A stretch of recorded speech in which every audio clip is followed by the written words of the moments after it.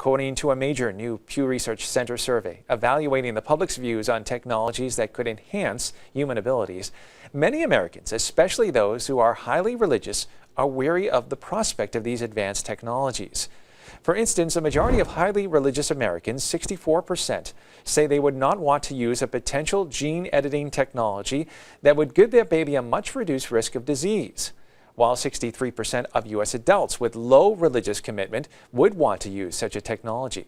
Similar patterns exist on questions about whether people would want to enhance themselves by implanting a computer chip in their brains or by having a synthetic blood transfusion. Not only are highly religious Americans less open to healthy people using these potential technologies, but they are more likely to cite a moral opposition to them.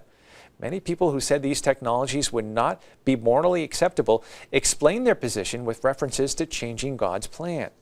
Members of certain religious groups are more apt than others to express reservations about these potential human enhancement technologies. For example, white evangelical Protestants are more likely than Americans overall, 65 to 49%, to say using synthetic blood to give healthy people greater speed, strength, and stamina would be crossing a line and meddling with nature.